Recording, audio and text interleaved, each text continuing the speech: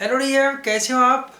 Now we are going to study important topic of income tax and you well known about after completing the residential status and tax incidence according to residential status in income tax we are starting a important chapter, the income from salary, and also income from salary is first head of income. यानी कि ये हम लोग आज की class में ये बात करने वाले हैं कि आपका बहुत ही important chapter income from salary, जो कि टैक्स के अकॉर्डिंग सबसे इंपॉर्टेंट चैप्टर्स, साथ ही इनकम का ये पहला हेड है. नाउ डियर, ये इनकम का, चलो इस टॉपिक को पहले लिख लेते हैं. Income from salary. Okay, income from salary. और नाउ डियर, इसका जो चार्जिंग सेक्शन है ना, ये 15, 16 and 17. Only there are 3 sections given in your tax act. According to tax act there are only 3 sections, 15, 16 and 17. अब मैं बता दूं, ये सेक्शन, इतना कम सेक्शन होते हुए भी ये इतना लेंदी चैप्टर है. मैं आपको डरा नहीं रहा हूँ, बट ये चैप्टर बहुत लेंदी है और आने वाली अपकमिंग क्लासेस में और आगे की क्लासेस में आप देखेंगे. तो डियर, सबसे पहले तो इनकम फ्रॉम सैलरी, ये it is first head of income. Note कीजिए, it is first head of income. पहली बात कि सैलरी इनकम का पहला हेड है और बहुत ध्यान से आप इसको स्टडी कीजिए. आपके एग्जाम्स में काफ़ी क्वेश्चंस यहाँ से एराइज होते हैं, चाहे आप जो है इंटरमीडिएट्स के स्टूडेंट्स हों या बीकॉम के स्टूडेंट्स हों या जो भी स्टूडेंट्स हैं, तो आपके लिए ये सैलरी हेड बहुत ही इंपॉर्टेंट होने वाला है. दूसरी बात कि व्हाट इज सैलरी, अगर ये बात की जाए what is salary. Now dear, income tax act ने इसकी कोई डेफिनेशन नहीं की है कि सैलरी क्या है, बट ये डेफिनेशन जरूर किया है कि what includes in salary. Salary में क्या क्या चीज़ें इंक्लूड की जाती हैं. तो पहली बात तो एनी रेमुनरेशन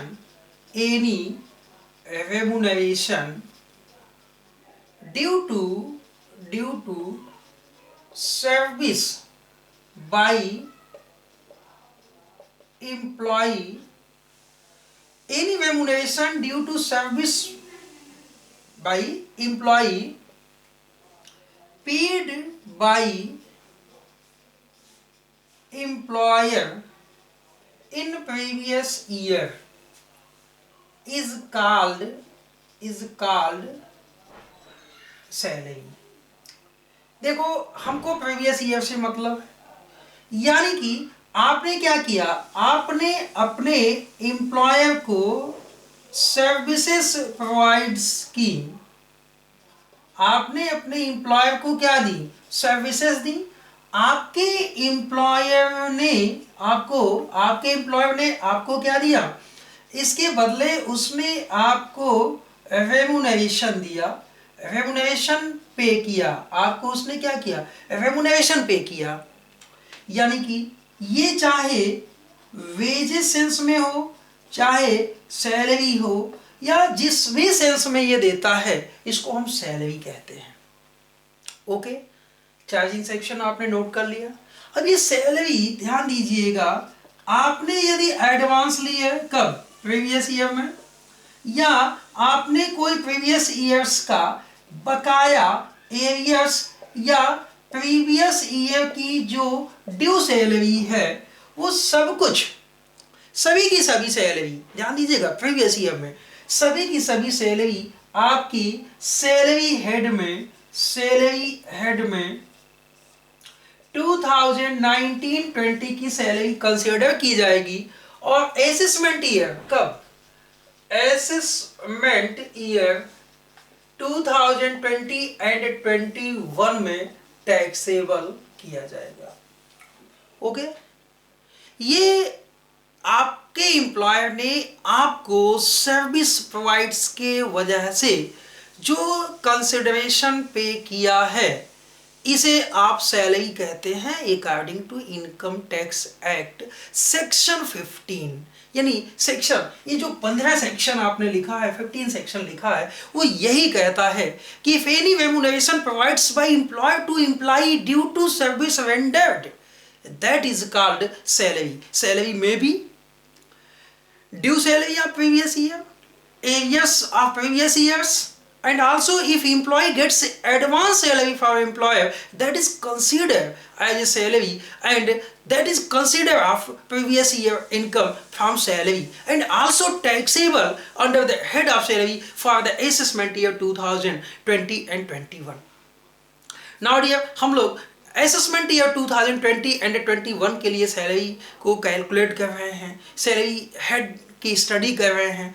तो इसके जो बेसिक चेंजेस 2019-18 असेसमेंट ईयर 2018-19 के जो अमेंडमेंट्स हुए हैं, एक छोटी सी बात इस पे कर लिया जाए कि जो आपके इसके पहले जो अमेंडमेंट्स हुए हैं, क्योंकि डिफरेंस जो टीचर्स हैं या डिफरेंट जो भी फैकल्टीज़ हैं या डिफरेंट स्टूडेंट्स हैं जिनको हल्का फुल्का सैलरी के विषय में नॉलेज है, और वो आप स्टूडेंट्स हो तो सैलरी आप सॉल्व कर रहे हो, या हो सकता हो कि आपने कोई पहले अटेम्प्ट किया हो, तो जान लें कि जो सैलरी हेड में जो अमेंडमेंट्स फिनांस मिनिस्ट्री ने किया है इस साल, वो पहला अमेंडमेंट ये है कि जो ट्रांसपोर्टेशन अलाउंस था, यानी यातायात भत्ता पहले 1600 रुपए तक आपका एग्जेम्प्ट होता था सामान्य व्यक्ति के लिए, अब वो इस साल हटा दिया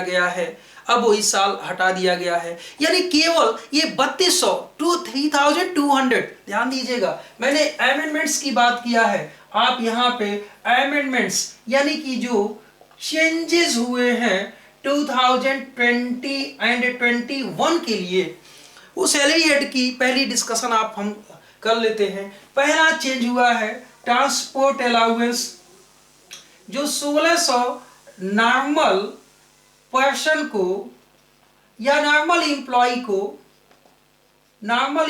को duty to home and home to duty जो दिया जाता था, ये इस साल समाप्त कर दिया गया.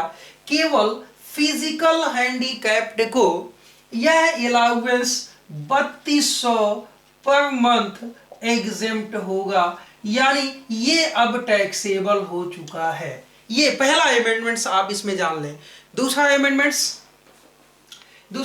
की बात हम कर रहे हैं आपसे डीएफ, कि जो आपको मेडिकल फैसिलिटीज मिलती थी, यानी कि medical facility in India, medical facility in India, ये मेडिकल फैसिलिटी पहले 15,000 रुपए तक प्राइवेट हॉस्पिटल में एग्जेम्प्ट होता था.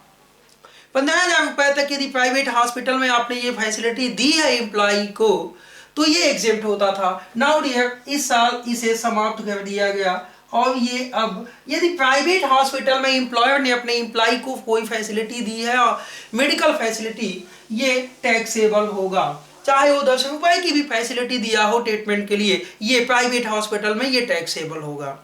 चलिए अभी इसमें डिटेल डिस्कशन किया जाएगा. इसके बाद आपको आपके इस हेड में जो चेंजेस हुए हैं, वो मेजर हर क्वेश्चन के पीछे जो आपके आता है वो है स्टैंडर्ड डिडक्शन. लास्ट ईयर में ये 40,000 का था, नाउ ये समाप्त हो गया डियर, ये स्टैंडर्ड डिडक्शन आपको 50,000 तक मिलेगा. तो there are some changes, there are only some changes, and if you attempt previous year and if you ignore particular changes, that you cannot solve your practical question. Now dear, I think कि ये practical question में बहुत important होने वाले हैं. दूसरी चीज कि जो सैलरी, अब हम अपने बेसिक नए स्टूडेंट्स के लिए आते हैं, जो नए स्टूडेंट्स हमारे टॉपिक से संबंधित हैं, कि सैलरी सेक्शन 15 ने क्या कहा, any remuneration provides by employer to his employ to due to service rendered, now it is given as daily wages and also if monthly provides and if annually provides. In previous year आपने previous year में कोई भी salary अपने employer से पाया है, तो चाहे वो डेली पाया हो, चाहे वो मंथली पाया हो, चाहे आपने एनुअली पाया हो, चाहे ड्यू हुआ हो, आपने पाया भी नहीं लेकिन केवल ड्यू हुआ हो, तभी ये सैलरी हेड में टैक्सेबल होगा. ओके डियर, तो ये आप टॉपिक नोट कर लें। चलिए ठीक है। सो डियर, अब हम लोग बात किया जाएगा, there are some basic terms, there are some important terms according to salary. There there are some important there are some important term according to salary head, कि सैलरी हेड में कुछ important terms है जिसके विषय में हम लोग discussion किया जाएगा। देखो, सैलरी का मतलब क्या है ये आपको पता है, लेकिन कौन से इंप्लॉई इंक्लूड्स होते हैं इसके अकॉर्डिंग। देखिए, देखो एम्प्लॉई, एम्प्लॉई का मतलब क्या, चाहे वो गवर्नमेंट एम्प्लॉई हो, चाहे वो प्राइवेट एम्प्लॉई हो, या ये कह सकते हैं कि चाहे नॉन गवर्नमेंट एम्प्लॉई हो, चाहे वो स्पेसिफिक एम्प्लॉई हो, सबकी सैलरी, चाहे जो भी जैसे भी एम्प्लॉई हो, चाहे वो नॉन गवर्नमेंट के हो, चाहे गवर्नमेंट के हो, या चाहे सेमी गवर्नमेंट के एम्प्लॉई हो, कोई भी हो, सबकी सैलरी इसी हेड में चार्ज की जाएगी, इसी हेड के अकॉर्डिंग इंक्लूड्स की जाएगी। सबसे पहली बात तो आप ये समझे। सेकेंड नाउ डियर, यदि कोई सैलरी आपको विदेश से मिलती है, एनी सैलरी, नेक्स्ट टॉपिक इसी में टू लिख लें, any salary received from outside India. अगर कोई सैलरी आपको आउटसाइड इंडिया से मिलती है, that is also considered as a salary in previous year, that is also considered as a salary in previous year. Now dear, next topic देखो कि salary पाने का जो स्थान है, यानी कि हमने जो रेसिडेंशियल स्टेटस स्टडी किया था, सैलरी ध्यान दीजिएगा कि एक्रूड इन इंडिया, सैलरी जब एक्रूड इन इंडिया है, that is also taxable, that is also include. और देखो आपने क्या किया, सर्विस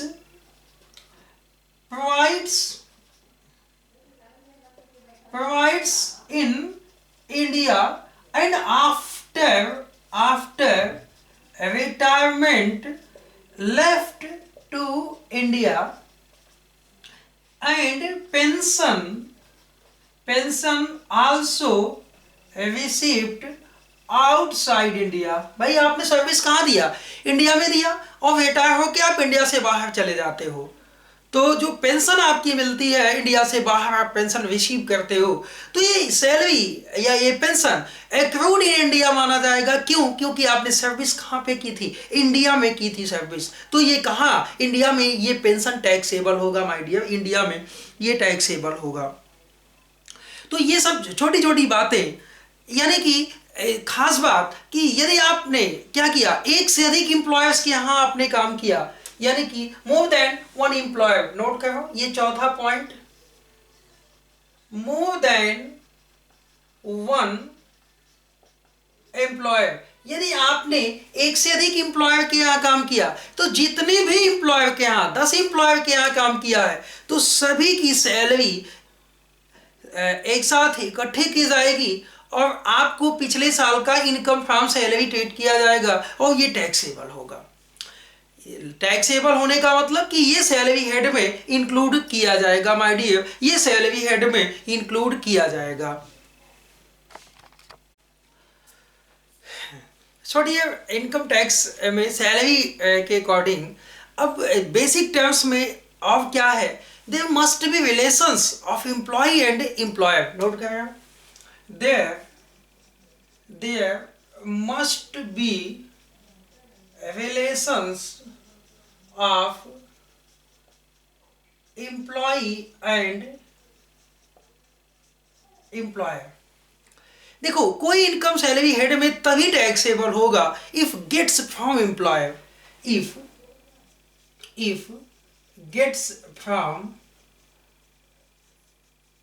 एम्प्लॉयर। यानी कि ये कह सकते हैं कि अगर आपके एम्प्लॉयर ने जो रेमुनरेशन पेड किया है ये कंसीडर किया जाएगा, consider under the head of salary. देखो टैक्सेबल होगा कि नहीं होगा ये बात के डिस्कशन का मैटर है, लेकिन ये आपका कोई रेमुनरेशन सैलरी हेड में तभी कंसीडर किया जाएगा जब आप अपने एम्प्लॉयर से इसको पाए हो। यानी कि सैलरी हेड में कोई इनकम तभी माना जाएगा जब एम्प्लॉय ने अपने एम्प्लॉयर से विजिट किया है। यानी कि ये कह सकते हैं जो एमपी और एमएलए की सैलरी होती है, यानी एमपी और एमएलए की सैलरी, ये सैलरी हेड में नहीं कंसीडर की जाती। आप यहाँ नोट कर लें, कुछ ऐसे नाम हैं कि not consider in head of salary, या ऐसे इनकम जो सैलरी हेड में कंसीडर नहीं किए जाते, जैसे एमपी और एमएलए का वेतन, member of parliament and member of legislative assembly के जो मेंबर्स हैं ये जनता के चुने गए प्रतिनिधि होते हैं, न कि गवर्नमेंट के एम्प्लॉय होते हैं। सो नाउ डियर, इनका जो सैलरी होता है ना ये सैलरी हेड में नहीं टैक्सेबल होता है। क्यों? क्योंकि वहां एम्प्लॉयर एंड एम्प्लॉय के रिलेशंस नहीं होते। और साथ ही साथ जो डायरेक्टर्स फी होता है, डायरेक्टर्स किसी पद का यदि अपॉइंटेड है किसी पोस्ट के लिए कंपनी का डायरेक्टर्स, तो उसे फी पेमेंट किया जाता है और ये फी अदर सोर्सेस हेड में टैक्सेबल होता है, न कि इनकम फ्रॉम सैलरी हेड में। आल्सो अगर किसी एजेंट को कमीशन पेड किया जाए तो एजेंट के लिए ये कमीशन सैलरी नहीं होता, क्योंकि एजेंट और प्रिंसिपल के बीच एम्प्लॉयर एंड एम्प्लॉय के रिलेशंस नहीं होते, बल्कि वहां पे प्रिंसिपल एंड एजेंट के रिलेशंस होते हैं बिजनेस लॉ के अकॉर्डिंग, मैंने आपको बताया हुआ है। तो ये अगर कोई डायरेक्टली, यानी कि ये कोई इनकम सैलरी हेड में टैक्सेबल होने के लिए income from other sources head में टैक्सेबल, सैलरी हेड में कंसीडर करने के लिए इनका एम्प्लॉयर एंड एम्प्लॉय का रिलेशन होना चाहिए। मैं आपको ट्यूशन पढ़ाता हूं, मैंने आपको ट्यूशन दिया तो आपने मुझे जो पेमेंट्स दिए हैं, क्या आप मेरे एम्प्लॉयर हैं? नहीं, ये मेरी फी है और ये फी कहाँ टैक्सेबल होगी? अदर सोर्सेस हेड में टैक्सेबल होगी। एक अध्यापक जो एग्जामिनेशन में ड्यूटी करता है, आप लोगों को मालूम होगा इन्विजिलेशन की ड्यूटी करता है, तो इसको यूनिवर्सिटीज या कॉलेज या जहां पे वो ड्यूटी कर रहा होता है वो एम्प्लॉयर नहीं पेड करता, बल्कि स्टूडेंट्स के एग्जामिनेशन फी में इंक्लूड्स होता है। तो वो एग्जामिनर बन के जाना या आपका इंटरव्यू लेना, वाइवा लेना, या एग्जामिनेशन की कॉपी को चेक करना, या इन्विजिलेशन ड्यूटी करना, ये सब के सब उसके income from other sources head में टैक्सेबल होते हैं, न कि सैलरी हेड में। क्योंकि आप स्टूडेंट्स हो और यदि आपने एग्जामिनेशन फी पेड किया तो कॉपी चेक करने का भी पैसा आप देते हो, न कि यूनिवर्सिटीज या कॉलेज देता है। तो नाउ डियर, आप उस टीचर्स के एम्प्लॉयर नहीं हो कि वो सैलरी हेड में टैक्सेबल हो, वो अदर सोर्सेस हेड में टैक्सेबल होता है। तो आप कहीं पे भी दिमाग में बना लें इसको। नाउ डियर देखो, यदि कोई पार्टनर, साझेदार यदि फर्म से रेमुनरेशन यानी सैलरी पाता है तो ये फर्म के लिए टैक्सेबल होगा बिजनेस प्रोफेशन हेड में, न कि सैलरी हेड में टैक्सेबल होगा। सो डियर, यानी कि ये कह सकते हैं कि यदि सर्विस के बाद यदि कोई सैलरी आपको मिलती है, यदि सर्विस के बाद कोई पेमेंट यानी पेंशन मिलता है, तो ये भी सैलरी हेड में टैक्सेबल किया जाता है और ये सैलरी हेड में काउंट किया जाता है, कंसिडर किया जाता है। यदि आपको कोई फैमिली पेंशन मिलता है, किसी गवर्नमेंट से मिलता है या आपके एम्प्लॉयर से मिलता है, तो ये family pension other sources head में चार्ज किया जाता है, न कि सैलरी हेड में, क्योंकि वहाँ एम्प्लॉयर एंड एम्प्लॉय के रिलेशंस नहीं होते हैं। तो नाउ डियर, सेक्शन 17 का सब सेक्शन 1 क्या कहता है? What includes according to salary which are provides by employer to employ. Now dear we are going to study the section 17 sub section 1। तो आपका कौन सा इनकम सैलरी हेड में क्या क्या कंसिडर किया जाता है और क्या टैक्सेबल होता है, चलिए इस पर डिटेल स्टडी किया जाए। देखो, एक एम्प्लॉई, दो बातें इसमें शामिल है सैलरी में जो चीजें इंक्लूड्स की जाती हैं। एक तो एम्प्लॉई ड्यूरिंग द सर्विस, यानी सर्विस के दौरान उसका एम्प्लॉय उसे क्या क्या चीजें देता है, और आफ्टर रिटायरमेंट, यानी कि जब वो सेवा से निवृत्ति हो जाता है तो उसका एम्प्लॉयर क्या देता है, और दूसरा सेवा के दौरान उसका एम्प्लॉयर क्या देता है। All includes according to salary, यानी सर्विस में होते हुए और सर्विस के बाद, रिटायरमेंट के बाद आपके एम्प्लॉयर ने जो चीजें आपको प्रोवाइड्स की है उन चीजों पे डिटेल किया जाए और चलिए उसकी स्टडी की जाए। क्या क्या मिलता है भाई आपको सर्विस के दौरान? सबसे पहले तो आपको बेसिक सैलरी मिलता है। दूसरा, कोई भी कमीशन, बोनस, सैलरी का एरियर्स, पिछले वर्षों का कोई बकाया सैलरी, कोई यदि आपने एडवांस सैलरी ड्रा किया, या जो आपकी due salary of previous year है,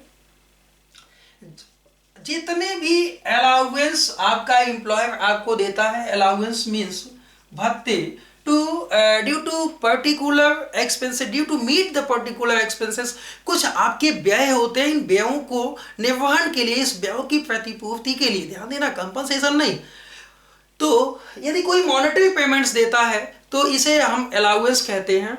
और देखो, वैल्यू ऑफ फैसिलिटीज, आपके एम्प्लॉयर ने जब आप सर्विस के दौरान होते हो तो डिफरेंट तरह की फैसिलिटी देता है, और ये फैसिलिटी की वैल्यू हम लोग सैलरी हेड में कंसीडर करते हैं। छोड़िए, आपका एम्प्लॉयर आपको फैसिलिटीज देता है जब आप सेवा में होते हैं, तो सेवा के दौरान ड्यूरिंग द सर्विस आपको तमाम या विभिन्न तरह की फैसिलिटीज देता है, जैसे मोटर कार की सुविधा, मकान की सुविधा, गैस, बिजली, पानी की सुविधा, इलेक्ट्रिसिटी की सुविधा, सर्वेंट की सुविधा, कुक की सुविधा, गार्डनर, वॉचमैन की सुविधा, या डिफरेंट फैसिलिटीज देता है।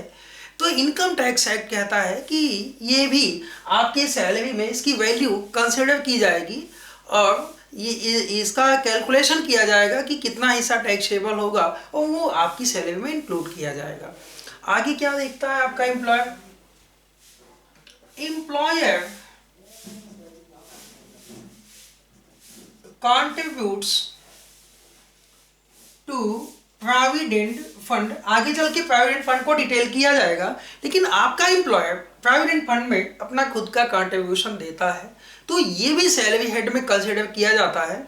साथ ही साथ इस प्रोविडेंट फंड में कोई भी इंटरेस्ट ऑन प्रोविडेंट फंड यदि आपके एम्प्लॉयर ने आपको दिया है, ड्यूरिंग द सर्विस की बात चल रही थी आपकी, तो ये सैलरी हेड में कंसिडर किया जाता है। साथ ही साथ स्टूडेंट्स, यदि उसने कोई एन्युटी आपको दिया है तो ये सभी के सभी, या कोई profit in lieu of salary, वेतन की जगह पर कोई प्रॉफिट दिया है आपको, तो ये भी आपके सैलरी हेड में कंसिडर किया जाएगा ड्यूरिंग द सर्विस। या इतनी चीजें जो भी आपके सर्विस के दौरान आपका एम्प्लॉयर आपको देता है वो सैलरी हेड में कंसीडर किया जाएगा। आगे चल के ये देखा जाएगा कि टैक्सेबल क्या होगा, क्या एग्जेम्प्ट होगा, इसकी वैल्यू क्या होगी, लेकिन सैलरी हेड में आपके ये चीजें जब एक एम्प्लॉय सर्विस के दौरान, जब वो ड्यूरिंग द सर्विस होता है तो उसका एम्प्लॉयर ये सब चीजें देता है। अच्छा, आफ्टर रिटायरमेंट क्या देता है? जब एम्प्लॉय रिटायरमेंट लेता है तो उसको पेंशन दिया जाता है। जो प्रोविडेंट फंड का लमसम अमाउंट होता है ना, वो उसे पेड किया जाता है। साथ ही एम्प्लॉय यदि इनकैशमेंट ऑफ अर्नड लीव्स, जब एक एम्प्लॉय सर्विस में होता है तो उसका एम्प्लॉयर उसे छुट्टियां देता है, और इस छुट्टी को वो लेता नहीं है बल्कि उस समय वो काम पे जाता है, लेकिन उसने छुट्टियां कमाता है। तो जब वो सर्विस से रिटायरमेंट लेता है तो उसे इनकैश करता है, यानी कि उसको नकद मिलता है। ये आफ्टर रिटायरमेंट यदि मिलता है तो ये सैलरी हेड में कंसिडर किया जाता है। कोई भी कंपनसेशन, चाहे वो बीआरएस का हो और चाहे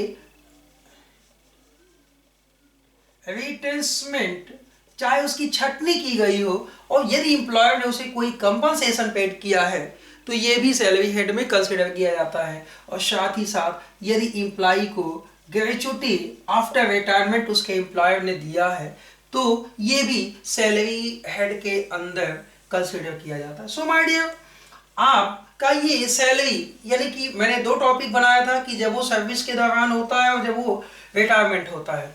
एक एसएससी, एक एम्प्लॉय एक ही वित्तीय वर्ष में यानी प्रीवियस ईयर 2019-20 में कुछ दिन, कुछ मंथ इन सभी चीज़ों को अडॉप्ट किया और उसने बीच में रिटायरमेंट हुआ तो ये सभी चीज़ें मिली, तो दोनों उसी वित्तीय वर्ष के उसकी सैलरी हेड का इनकम माने जाएंगे और टैक्सेबल किया जाएगा। तो चलिए सैलरी हेड के एक एक डिटेल कंपोनेंट्स की स्टडी की जाएगी कि सैलरी हेड के एक एक कंपोनेंट्स क्या हैं। एक चार्ट्स मैंने आपको बना के समझाया हुआ था, फिर से अगेन हम उसको समझाना चाहते हैं, तो चले देखें उस चार्ट की ओर। आप यहां लिखते हैं डियर, लिखते हैं calculation of taxable income from salary for the assessment year 2020 and 21. That is clear? सबसे पहली चीज आपको यहां लिखना है बेसिक पे या बेसिक सैलरी। ये जो पार्ट टैक्सेबल होता है आप उसको लिखते हो। बेसिक सैलरी फुली टैक्सेबल होता है, चाहे कोई भी एम्प्लॉय हो, गवर्नमेंट एम्प्लॉय हो, नॉन गवर्नमेंट एम्प्लॉय या एनी एम्प्लॉय हो, कोई एम्प्लॉय हो डियर।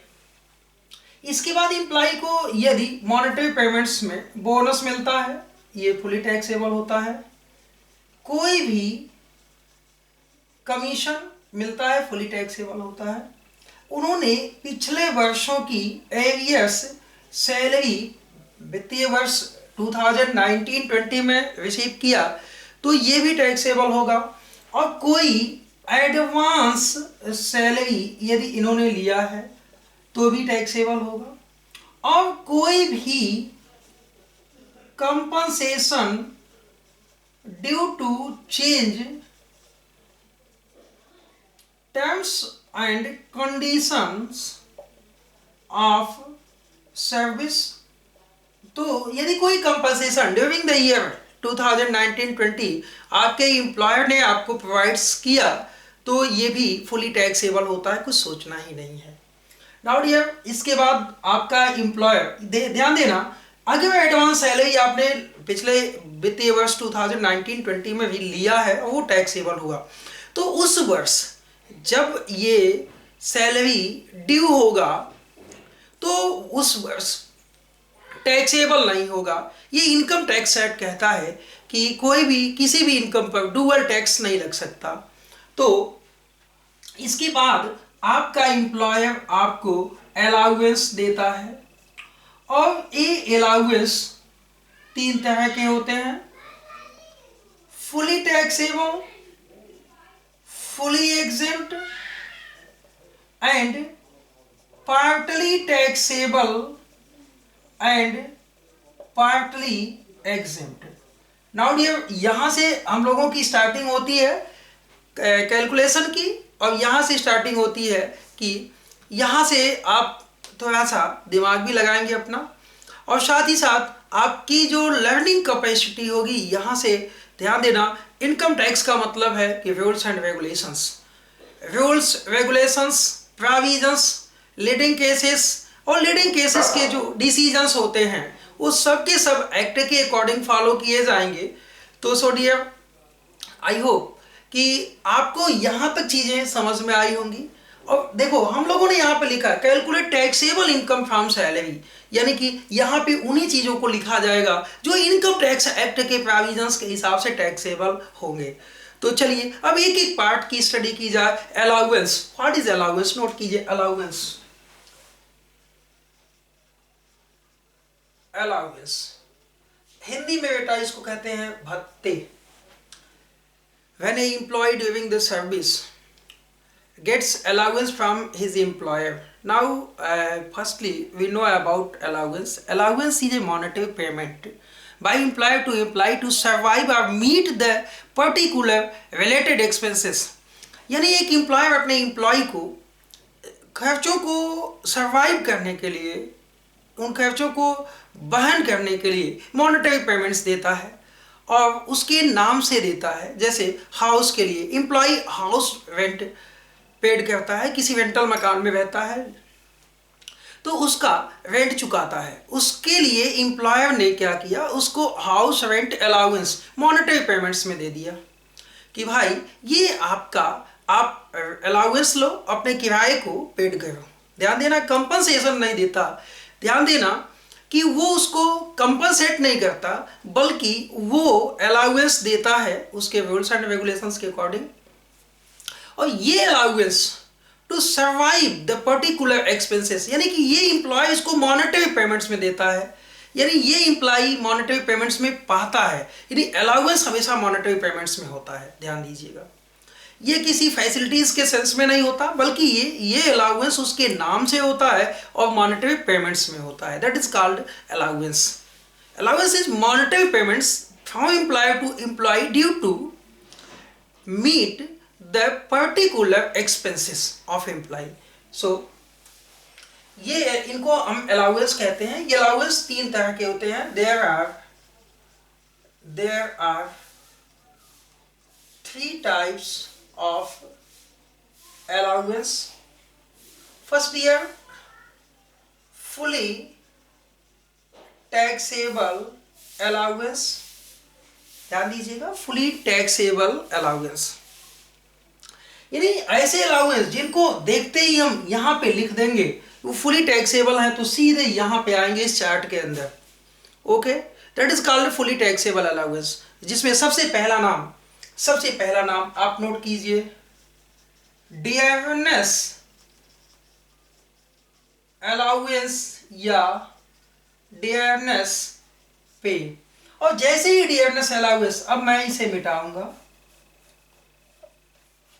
और मैं यहां लिखूंगा डियरनेस अलाउंस। ध्यान दीजिएगा, ये फुली टैक्सेबल होता है dearness allowance. Now dear dearness allowance, महंगाई भत्ता, due to increases in price of commodities and survive of life, the necessary things, जीवन की जो आवश्यक वस्तुएं हैं ये इनमें महंगाई होने की वजह से एम्प्लॉयर अपने एम्प्लॉय को ये अलाउंस देता है ताकि उसको वह सर्वाइव कर सके। इसको हम महंगाई भत्ता या डियरनेस अलाउंस कहते हैं और इसको हम डियरनेस पे के नाम से भी जानते हैं। ये फुली टैक्सेबल अलाउंस होता है, फुली टैक्सेबल अलाउंस ये होता है डियरनेस अलाउंस। आगे की क्लासेस में मैं डिटेल कहूँगा कि डियरनेस अलाउंस दो तरह का होता है, एक under the terms of employment, सेवा शर्तों के अंतर्गत, और एक not under the terms of employment. So dearness allowance and next fixed medical allowance। एक एक नाम आप लिखते चलेंगे। फिक्स्ड मेडिकल अलाउंस, आपका एम्प्लॉयर आपको मेडिकल अलाउंस देता है। मेडिकल अलाउंस आपको ट्रीटमेंट के लिए देता है। आपके एम्प्लॉयर ने आपको मॉनेटरी पेमेंट्स में मेडिकल ट्रीटमेंट के लिए अलाउंस दे दिया। अब आपने उसे खर्चे किए या नहीं किए, ये इनकम टैक्स एक्ट से कोई लेना देना नहीं है। बस वो फुली टैक्सेबल होता है और ये सैलरी हेड में यहाँ पे इस चार्ट के अंदर आएगा। Fixed medical allowance and next city compensatory allowance, city compensatory allowance, CCA जिसको शॉर्ट में बोलते हैं सीसीए।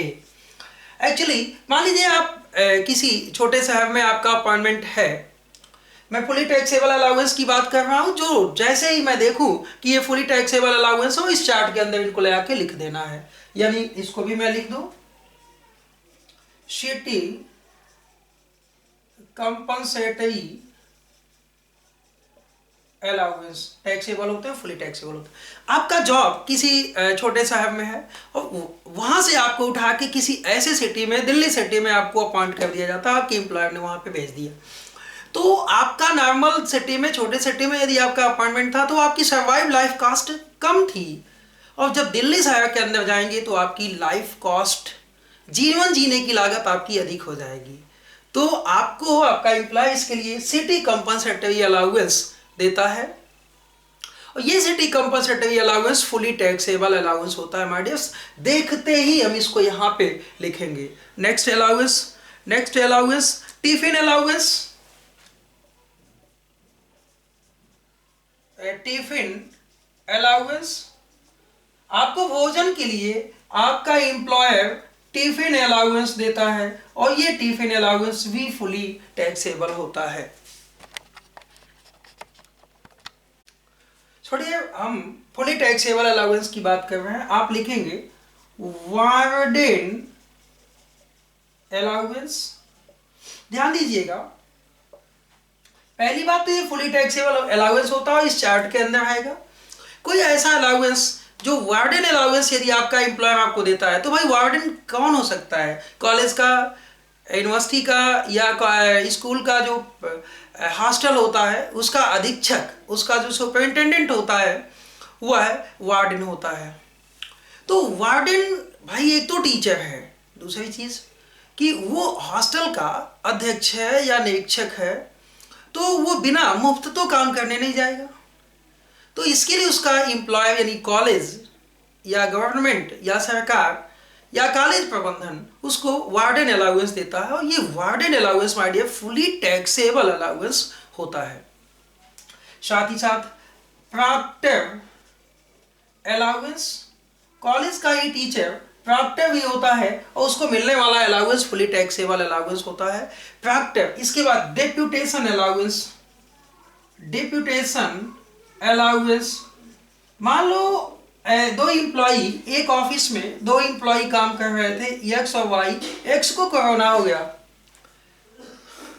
एक्स को क्या हो गया? कोरोना हो गया, और वो 2 महीने के लिए, 3 महीने के लिए छुट्टी पे चला गया। तो ऐसे में आपका एम्प्लॉय बोलता है एक्स से कि वाई को कोरोना हो गया और आप जॉब ज्वाइन कर लो, यानी इसको डिप्यूट किया, इसके जगह पे इसको डिप्यूट कर लिया। तो एक्स तो मुफ्त में काम करेगा नहीं भाई, एक्स को इसके लिए अलाउंस मिलेगा, और ये अलाउंस फुली टैक्सेबल अलाउंस होता है, इसको कहते हैं डिप्यूटेशन अलाउंस या प्रतिनियुक्ति भत्ता। ठीक है, नेक्स्ट लिखें no practising allowance, no practising allowance, यानी कि यदि कोई डॉक्टर है, यदि कोई डॉक्टर है, या यदि कोई डॉक्टर एम्प्लॉयर अपने एम्प्लॉय से, डॉक्टर है और उसका एम्प्लॉयर डॉक्टर साहब से कहता है भाई आप प्रैक्टिस मत कीजिए, इसके लिए हम आपको अलाउंस देंगे, that is called non practising allowance and it is also fully taxable allowance. Now dear, servant allowance note कीजिए, सर्वेंट अलाउंस, यदि आपको आपका एम्प्लॉयर सर्वेंट अलाउंस देता है, आपने सर्वेंट को अपॉइंट किया या नहीं किया, इससे कोई मतलब नहीं इनकम टैक्स का। आपके एम्प्लॉयर ने यदि आपको सर्वेंट अलाउंस दिया है तो ये अलाउंस फुली टैक्सेबल अलाउंस होता है। इसके अंदर फुली टैक्सेबल अलाउंस की बात कर रहे हैं हम लोग, और यहाँ पे ये अलाउंस फुली टैक्सेबल होता है।